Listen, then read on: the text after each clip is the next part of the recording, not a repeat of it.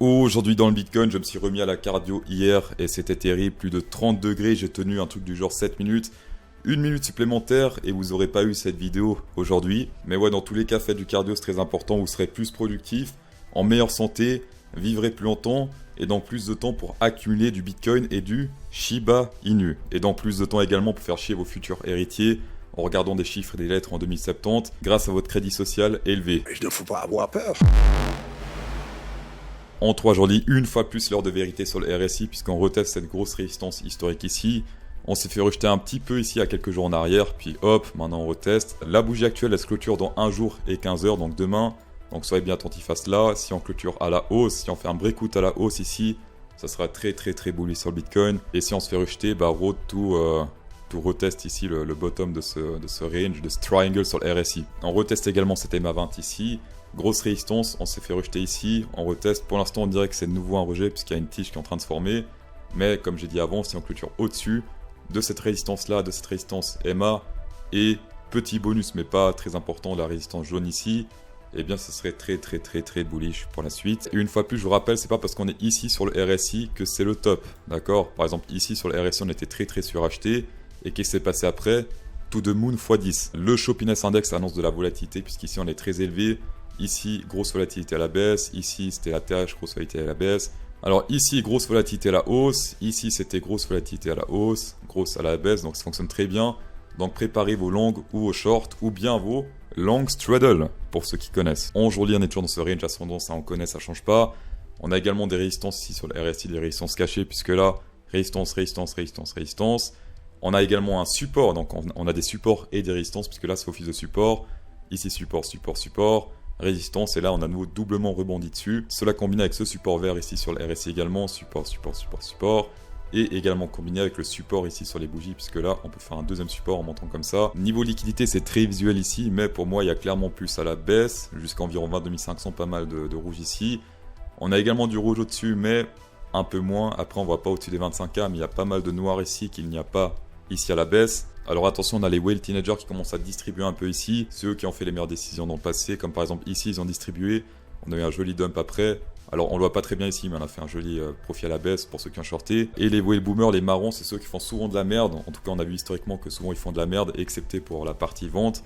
Et là ils achètent à nouveau, donc les whale boomers achètent ici. En tout cas quand ils ont acheté historiquement c'était pas très bon signe, c'est plutôt les whale teenagers qui ont fait les bons choix.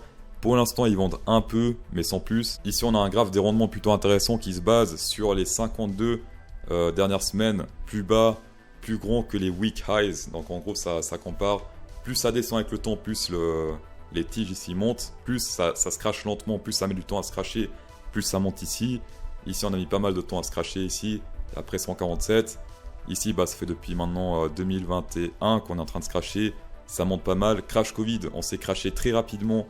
Du coup, c'est monté pas très haut ici. Et ici, on est sur du 139, donc juste un peu moins que ici le crash subprime en 2008-2009. Aujourd'hui, ici, on peut voir que le pump actuel est plutôt mené par les futurs, parce que les futurs pumpent beaucoup plus que le spot. Est-ce que c'est bon? Est-ce que c'est mauvais? En tout cas, ça peut être bon sur le moyen terme, puisque ce pump ici, l'année passée, donc de ici à la TH, a été mené également par les futurs, si on regarde bien. Voilà, on voit ici les spots qui se pètent la gueule de plus en plus. Et on voit que les futurs montent ici jusqu'à plus ou moins la TH avant de se péter la gueule. Si on a seulement les futurs qui montent avec le prix, on peut parler de pump plutôt court. Bon, ça a quand même pris quelques mois ici, d'accord, de juillet à octobre.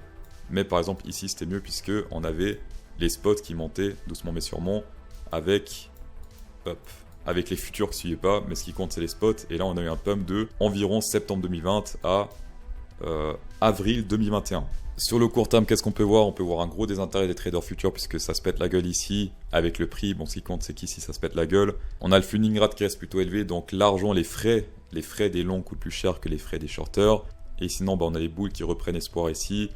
On est sur 54% de position longue pour 44% de position short. Et sinon, future spot, c'est un peu la même chose. Les deux actuellement sont en train de vendre, les spots vendent. Les futurs vendent. Donc là, pour l'instant, je vois pas de signe de force cachée. Il me semble qu'on a également un petit Shark Bear spécial go en 4 heures. Première target, si on prend Fibonacci, top, bottom. Ici, vers les 23 103. Le cours CryptoSauce, plus de 6 heures de cours vidéo éducatif. Et oui, vous vous faites éduquer par CryptoSauce. Et sinon, grâce à mes exchanges partenaires, vous pouvez taper dans du 8613 $. 4450 sur Bybit et 4163 sur BitGet, tapez dedans. On va passer au round Ethereum. Qu'est-ce qui se passe ici sur le RSI? On est en train de péter cette grosse résistance ici comme c'est magnifique. C'est pas encore le cas sur le Bitcoin, mais c'est le cas sur Ethereum. Attention, clôture dans 1 jour et 15 heures. Tant que c'est pas clôturé, on peut pas confirmer le breakout ici. Aujourd'hui, pour rappel, on a pété cette grosse résistance ici diagonale. Maintenant, ça fait office de support. On a des petites divergences bear cheloues qui se créent ici sur le RSI, puisque là ça fait que descendre, là ça fait que monter. Support, support, ça c'est un peu comme sur le Bitcoin, support, résistance, résistance, et là support, support. Est-ce que le Ethereum Bitcoin peut prédire un gros pump sur le total market cap? C'est ce qu'on va voir maintenant. Alors là vous allez dire ouais, c'est plus ou moins la même chose, sauf que non. Quand le Ethereum Bitcoin pump, le market cap pump aussi, mais pas forcément de la même manière. Regardez bien. Ici par exemple, on s'est pété la gueule, gros crash. Gros pump, on est prêt sur un double top ici, Ethereum Bitcoin. Et ici, qu'est-ce que c'est? Eh bien, on est encore très bas. D'ailleurs, ici, c'était une zone de recharge pour plus tard. Ensuite, gros repump ici sur le Ethereum Bitcoin. Est-ce qu'on a fait un gros repump ici? Non, un tout petit repump avant de To The Moon. Ensuite, nouveau crash ici, petit pump ici sur le Ethereum Bitcoin. Donc ici, qu'est-ce qui se passe? On achète. Et ensuite, ouais, c'est pas ouf. On fait un petit peu de bénéfice jusqu'à là, mais c'est rien de très incroyable. Et qu'est-ce qui se passe actuellement? On est quasiment nouveau sur un double top ici. Sur le Ethereum Bitcoin, donc cette partie-là et cette partie-là, alors que sur le total market cap, ici, on est très très bas, on fait pas de double top. Donc ce qui se passe ici, ça ressemble un peu à ce qui s'est passé là, puisque on a pump énormément sur le Ethereum Bitcoin et que dalle ou très peu sur le market cap. Pour info, demain il y aura les chiffres de l'inflation aux US, donc sécurisez un peu vos positions, prenez des profits ou faites gaffe de pas trop perdre. Dans tous les cas, merci d'avoir checké cette vidéo, c'est toujours un plaisir. Spécial go 10% de rabais avec CryptoSauce10, tapez dedans. Insérez un pouce bleu dans cette vidéo pour incrémenter encore plus le plaisir et bonne soirée.